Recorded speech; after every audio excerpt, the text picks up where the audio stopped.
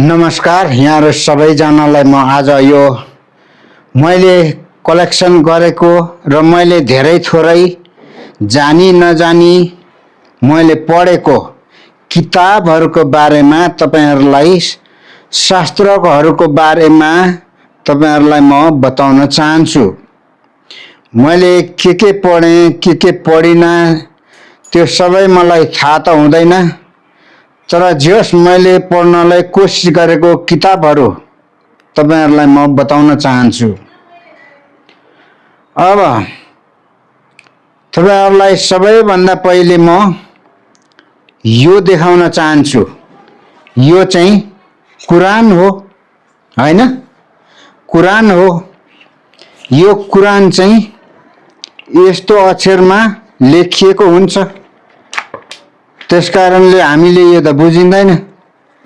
त्यसको निम्ति यो पढ्नको निम्ति यो नेपालीमा अनुवाद गरेको यो कुरान, नेपाली कुरान मैले यो धेरै थोरै पढेको छु। यो पढेर जति मैले बुझेको छु, तर राम्रै बुझेको छु, किनभने यसमा जति पनि मानिसले कतिले बुझाइ आफ्नो तरिकाको बुझाइको फरक पर्न जान्छ। त्यसले गर्दाखेरि आध्यात्मिक व्यक्तिले पढ्यो भने यी सबै शास्त्रका अस्त्रहरूमा अध्यात्म नै प्राप्त गर्न सकिन्छ। तर आतंककारी र अर्काको भलो नचिताउने जस्तो कति मानिसहरूले शैतान भन्ने गर्छन्। शैतानको अर्थ हुन्छ अर्कालाई, अर्काको भलो नचिताउने, अर्कालाई कसरी डगौं मासौं र अर्काले गरेको उपलब्धि उन्नतिलाई डाहा गर्ने, त्यसलाई चाहिँ वास्तवमा शैतान भनेर भनिन्छ। त्यो शैतानी तरिकाले पढ्यो भने सबै शास्त्रहरूमा शैतानै देखिन्छ। त्यसकारण हाम्रो आदत, हाम्रो सोच विचार पनि शैतानै हुने गर्छ। तर राम्रो सोचले पढ्ने हो भने यी शास्त्रका कुराहरूमा धेरै राम्रो कुराहरू, धेरै प्रेरणाको कुराहरू मात्र हामीले प्राप्त गर्छौं। त्यसकारणले गर्दाखेरि मैले चाहिँ सबैमा राम्रो यी शास्त्रहरूमा लडाई, युद्ध, झगडाहरू समावेश गरिएको हुन्छ। शास्त्रमा लडाई झगडा चाहिँ किन समावेश गरिएको हुन्छ भन्ने सन्दर्भमा भन्ने हो भने त्यो लडाई झगडालाई हेरेर बुझेर त्योबाट हामीले अध्यात्मको पथलाई पत्तो लगाउन र सत्य तथ्य बुझ्न र लडाई झगडा युद्ध गर्दाखेरि के हुने रहेछ भन्ने त्यसको रिजल्ट पाउनको लागि राखेको हो। तर आज आएर मानिसहरूले धर्मशास्त्रमा उल्लेख भएको कुरा सिधा सिधी बुझेर मान्छेले युद्ध गर्न चाहन्छन्। त्यो गलत कुरा हो, किनभने धर्मशास्त्रले भन्न खोजेको कुरा लडाई झगडा चाहिँ त्यहाँ अलिकति अराजक गतिविधि गरेका अराजक कुराहरू पनि समावेश गरिएको हुन्छ। त्यसको अर्थ हो ती कुराहरूबाट मान्छेले टाढा भएर राम्रो कुरा सिकुन् भनेर त्यो एउटा भनौं दृष्टान्तको निम्ति त्यहाँ राखिएको हुन्छ। त्यो कुरालाई हेरेर लडाई झगडा गर्नु भनेको चाहिँ धर्मशास्त्रको विरुद्धमा जानु हो। अनि धर्मशास्त्रलाई नबुझ्ने मूर्ख क्रूरता मानिस गनिन्छ। त्यसले गर्दाखेरि हामीले धर्मशास्त्र बुझ्ने तरिका भनेको आध्यात्मिक तरिकाले आत्मिक जीवन ज्ञानको आँखाद्वारा हामीले हेर्ने हो। हाम्रो यो शारीरिक आँखा, यो हाम्रो त्यो सिसाको गुच्चा जस्तो आँखाले हेर्ने हो भने यो धर्मशास्त्रले खालि गलत कुरा मात्रै सिकाएको हुन्छ। त्यसले गर्दाखेरि यो बुझ्न चाहिँ एकदमै जान्नुपर्छ। यो कुरान हो, यो नेपालीमा अनुवाद गरिएको कुरान मैले हेरेँ। त्यसकारण यसबाट मैले त्यस्तो नराम्रो कुरा त पाएको छुइनँ।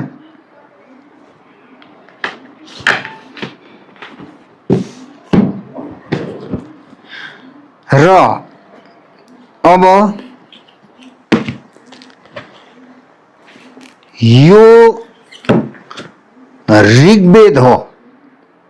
यो ऋग्वेद चाहिँ निकै ईश्वरीय कुरा र धार्मिक कुरा यसमा प्राप्त गर्न सकिँदो रहेछ। यसबाट हामीले ज्ञान राम्रो लिन सकिँदो रहेछ। यी चारवटा वेदहरू छन्, जस्तो यो ऋग्वेद भयो, यो सामवेद भयो, यसले अलिकति धन सम्पत्तिको कुरा गर्छ। यो अथर्ववेद भयो, होइन, लडाईँ सेना यस्ता कुराहरू गर्छ। यो कता साम्यवाद यताउता जे होस्, यी चारवटा वेदहरूले पनि नराम्रो कुरा दिएका छैनन्। नराम्रो कुरा समावेश नभएको होइन, छन्। एकात्मको कुरा, एकात्मवादीका कुराहरू, विभिन्न कुरा, ठुला सानाहरू, यी यस्ता हेनतेन सानातिना छन्। तर यो वेद भनेको अघिल्लो पुस्तामा लेखिएको र अघिल्लो समयमा लेखिएको हो नि। आज त्यो समय होइन र त्यो बेलामा लेखिएको कुरा 100% आजको समयमा सदुपयोग गर्न सकिन्न, लागू गर्न सकिन्न। त्यसकारण आजको समयको निम्ति जुन कुरा उपयुक्त छ, जुन कुरा आजको निम्ति ठिक छ, त्यो कुरा यो चार वेदबाट निकालेर हामीले जीवनमा लागू गरेर जीवनलाई उत्तम बनाउन सकिन्छ। तर मानिसहरूले आज धर्मशास्त्रको होइन, मान्छे कर्मशास्त्रमा लागेर के भन्छन् के आज मन्दिरमा चाहिँ दोस्रो व्यक्ति प्रवेश गर्न नपाउने सम्म भन्न लागिसके। यो वेदले त्यस्तो कुरा लेखेकै छैन, भनेकै छैन के। त्यो सब मानिसको यो क्रोधी र मूर्ख मानिसहरूले लिएको पथ मात्र हो त्यो। किनभने मानिसले धर्मशास्त्रबाट बोध गर्नुपर्ने कुराहरू सही तरिकाले बोध नहुनुको प्रतिफल त्यो हुन्छ। अनि यो गीता यथारूप यो अलिकति भिन्न तरिकाले लेखिएको छ। यो निकै स्पष्ट, निकै राम्रो रहेछ र यो वेदको सम्पादन गर्ने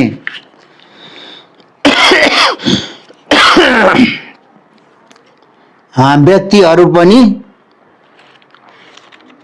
यो लगभग हामीले हेर्ने हो भने यो पश्चिमाहरूद्वारा सम्पादन भएको देखिन्छ। किनभने यहाँ हाम्रो क्रिस्चियन समुदायका व्यक्तिहरूले सम्पादन गरेको देखिन्छ। निकै राम्रो, निकै चाखलाग्दो, निकै रोचक छ र यहाँ सम्पादकका नामहरू उल्लेख भएका छन्। चाहिँ पश्चिमा हाम्रो युरोप देशतिरबाट भएको, जस्तो डाक्टर थोमस जोन हुकिन्स भनेर लेखिएको छ, यसरी लेखिएको छ। त्यसकारणले गर्दा धर्मशास्त्रलाई सम्पादन गर्ने त्यो कोही पनि हुन सक्छ, त्यसमा कुनै दुई मत छैन, राम्रो कुरा हो। अब हामी महाभारत कथा, यो चाहिँ धर्मशास्त्रमा त्यति मानिँदैन। यो एउटा भारतवर्षमा गरिएका युद्धहरू, भारत बनाउनको निम्ति गरेका लडाइँहरू हामीले पाइन्छ र यसबाट पनि हामीले धेरै ज्ञानहरू प्राप्त गर्न सकिन्छ। त्यसकारण यो महाभारत कथालाई पनि शास्त्रमा गनिएको हुन सक्छ, म यही मात्रै भन्न चाहन्छु।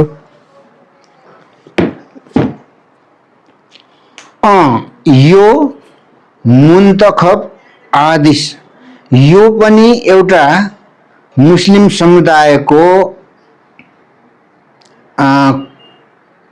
आदिश भने 6 प्रकारका छन् भन्ने सुनेको छु, तर मैले फेला पारेको चाहिँ जम्मा 2टा छ र अहिले मसँग भएको चाहिँ यो एउटा हो।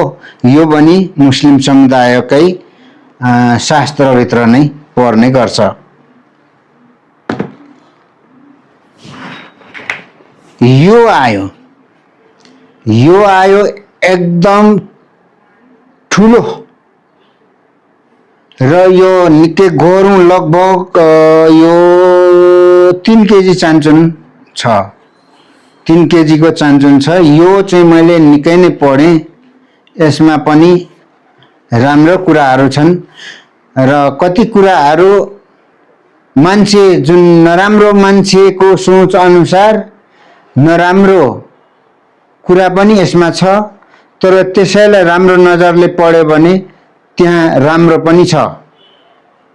त्यसले गर्दा यो सबैभन्दा धेरै पढिने किताब श्रीमद् भागवत कथा। यो आज धेरै विवादमा आएको कुरा पनि सुनिराखेका छौँ। हो, यही पढ्न सजिलो, बुझ्न अलिकति सजिलो, सरल छ। त्यसकारणले गर्दा यसमा चाहिँ मानिसले निकै नै ध्यान दिएको, निकै नै पढेको, साधारण मानिसहरूले पनि पढेको हामीले सुन्दै आएको छौँ र राम्रै हो, राम्रो छ।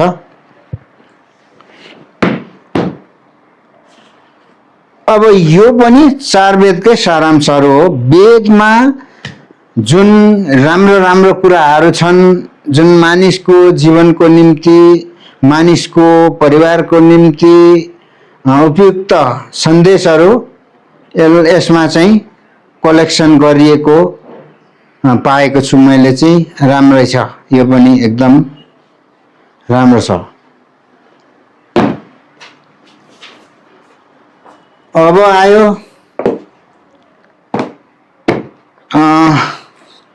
यो चाहिँ यसले के भन्दैछ भने सधैँभरि जीवनको आनन्द उठाउनुहोस्। यो चाहिँ बाइबलबाटै छुटेको एउटा क्रिस्चियन समुदाय छुट्टै तरिकाको यहोवाको साक्षी भन्नेहरूको बाट सम्पादन गरिएको यो किताब हो। यो ज्ञानको लागि धेरै राम्रो किताब छ, अति राम्रो छ। यो उनीहरूको विद्युतीय सामग्रीमा पनि प्राप्त गर्न सकिन्छ। के भन्ने छ त्यहाँ पढ्न पाइन्छ। यो मैले पढेँ, यो पनि धेरै शिक्षामूलक, धेरै जीवनमा उपलब्धिमूलक र फाइदाजनक, लाभदायक शिक्षाहरू समावेश गरिएको किताब छ। यो धेरै मन पर्यो, त्यसकारण मैले राखी छोडेको छु। अब आयो हामी पहिले बाइबल। यो बाइबल मैले पढ्दै गरेको हो। यो धेरै नै पढिसकेँ। बाइबलले दिने शिक्षा दिए विभिन्न तरिका छ, आफ्नो आफ्नो तरिका छ। बाइबलले दिएको शिक्षा र जुन भनौँ न पश्चिमा दर्शन र पूर्वीय दर्शनमा, पूर्वीय दर्शनले एकदम भित्र गाडेर शिक्षा एकदम गम्भीर तरिकाले दिन्छ भने पश्चिमाहरूको जुन दर्शन, यो बाइबल भनौँ, बाइबलको शिक्षा चाहिँ सरल र सटीक छ। त्यसकारण यो सबैले बुझ्न सक्छ, तर त्यस्तो आध्यात्मिक गम्भीर र गहिरो चाहिँ छैन।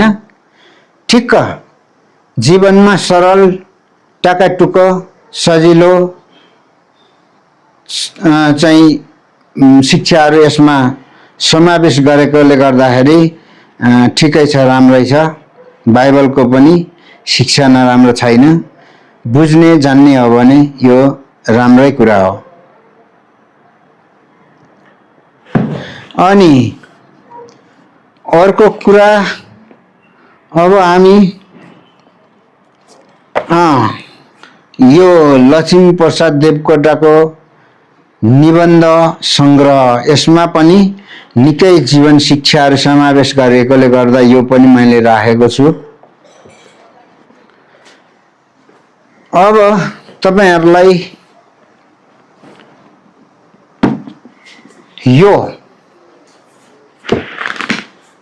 यो हामीले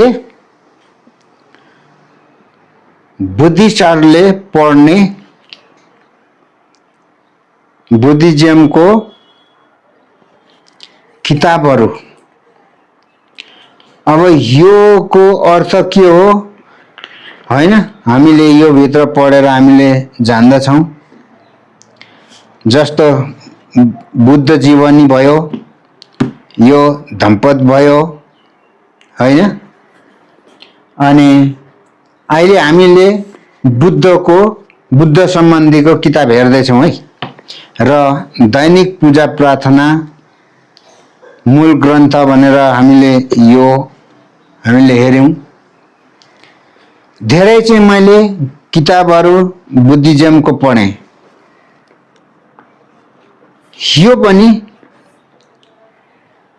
भगवान सिद्धार्थ गौतम बुद्धको आत्मकथा यहाँ हेर्न सक्नुहुन्छ।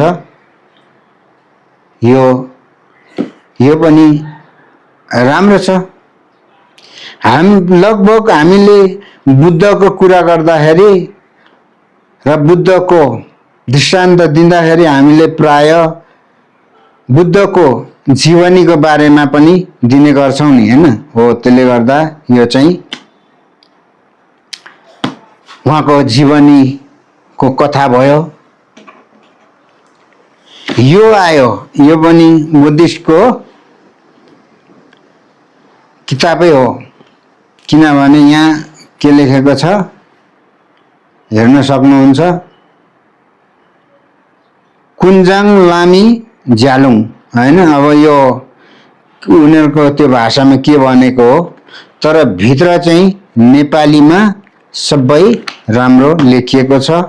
यसमा चाहिँ लगभग मन्त्रहरू, मानिसले गरिने पापबाट उद्धार कसरी गर्ने हुन्छ भन्ने कुराहरू चाहिँ उल्लेख भएको किताब छ। यो धेरै छ किताबहरू, तर मैले किताब धेरै महँगो हुने कारणले गर्दा थोरै ल्याउँदै पढेको हो।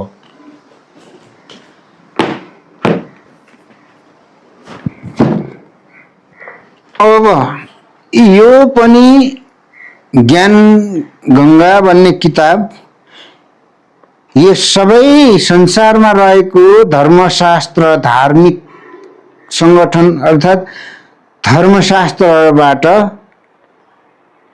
निकालिएको र त्यसबाट जसरी हामीले तेल पेल्छौं, तेल तोरी पेल्दाखेरि तेल आउँछ, त्यस्तै धर्मशास्त्र पढेर आएको निखुर ज्ञान, त्यो ज्ञान चाहिँ यहाँ समावेश भएको मैले पाएँ यो पढ्दाखेरि। यो पनि मानिसको जीवनमा ज्ञानको लागि उत्तम छ। यो किताब पनि राम्रो छ। यसले पनि राम्रो नजरले पढ्यो भने राम्रै हो। अब म त हिन्दूको हो, म त क्रिस्चियनको हो, म त बुद्धिस्टको हो, म त सिख हो, म त जैन हो, म त किराँत हो भनेर सम्झिने हो भने यो फेरि बेकारको किताब छ, बेकार। त्यसले गर्दा किताब पढ्ने तरिका त्यसो होइन। म सिर्फ एउटा व्यक्ति मान्छे बनेर पढ्ने हो। म कुनै धार्मिक म यो धर्मको मान्छे हो भनेर पढ्ने हो भने त्यो व्यर्थ छ। अब तपाईहरुलाई किताब देखाउने क्रममा यो देखाउँछु। यो 5 केजी अलिकति पुग्दैन होला। यो रुमालले बाँधेको छु। यो खोलेर मैले देखाउन सक्दिनँ किन भन्दाखेरि यो 2 पत्र चाहिँ कभर गरिएको छ। यो चाहिँ तपाईहरुले चट्ट हेर्दाखेरि के हो भन्न होला, लामाले पढ्ने किताब। त्यो यस्तो यस्तो पल्टाउँदै पढ्ने। यसलाई टिबेटन भाषामा सुङ्दी भन्छ अनि नेपालमा दमाङ भनेको पनि हामीले सुन्छौं, तर यो चाहिँ सुङ्दी हो। सुङ्दी नै दमाङ हो। त्यसले गर्दा यो चाहिँ हामीले मैले खोलेर देखाउन सकिनँ। यो चाहिँ लामाले पढ्ने किताब हो। यो चाहिँ लगभग 5 केजी अलिकति पुग्दैन होला, लगभग 4.5 केजीको किताब छ यो। जसरी यो छ तपाईको लगभग 2 किलो भन्दा अलिकति बढी होला यो किताब। यो श्रीमद् भागवत कथा। यो भन्दा यो किताब चाहिँ दोब्बर गरौँ छ। यो लगभग 5 किलो पुग्न पुग्छ। त्यसले गर्दा यसलाई चाहिँ मैले खोलेर देखाइन। यो लामाले पढ्ने किताब हो, सुङ्दी हो। यो चाहिँ मैले पढ्न नजानेकोले गर्दाखेरि यो किताबहरू नै मैले यत्रो किताब पढेँ। योहरू सबै नेपालीमा उल्था गरेकोले गर्दा मैले पढेँ। र अब तपाईहरुलाई कुन किताब देखाउँ त? अब यो चाहिँ यो बाइबलै रहेछ। यो बाइबल हो, बाइबल। यो अलिक राम्रो प्याकिङमा राखेको रहेछ यो बाइबल। यो बाइबल त अब धेरै मान्छेले पढेको छ। धेरै मान्छेले पढ्ने लगभग सबैले पढ्ने गर्छन्। त्यही कारणले गर्दा बाइबलको सबैले फलाक्न जान्दछन्। बाइबलले यसो भन्छ, उसो भन्छ, त्यसो भन्छ, यो त्यो हेनतेन जेसुकै भन्नुको अर्थ हो। सबैले पढ्छन्। सरल छ, सजिलो छ। त्यसले गर्दाखेरि धेरै गहिरो र गम्भीर अध्यात्मको कुरा छैन। सरल तरिका, सठिक तरिकाले चाहिँ ज्ञान प्रचार गरेकोले गर्दा, लेखिएको उल्लेख भएको कारणले गर्दाखेरि मानिसले त्यसो भन्ने गर्छन्। ल अब तपाईहरुलाई मैले पढेको किताबहरू, अब अरु त धर्मशास्त्र सम्बन्धी छैन, अरु त मैले देखाउँदिन। अरु पनि किताब त पढ्छु तर देखाउँदिन। जे होस्, मैले जति पढे धर्मशास्त्र सम्बन्धी, त्यस कारणले गर्दाखेरि देखाएँ। तपाईहरुले देखिसक्नु भयो के कसो छ। भिडियो निकै लामो पनि भएको छ, तर जे होस् तपाईहरुलाई मैले यो ज्ञानको कुरा दिएको हो। धन्यवाद।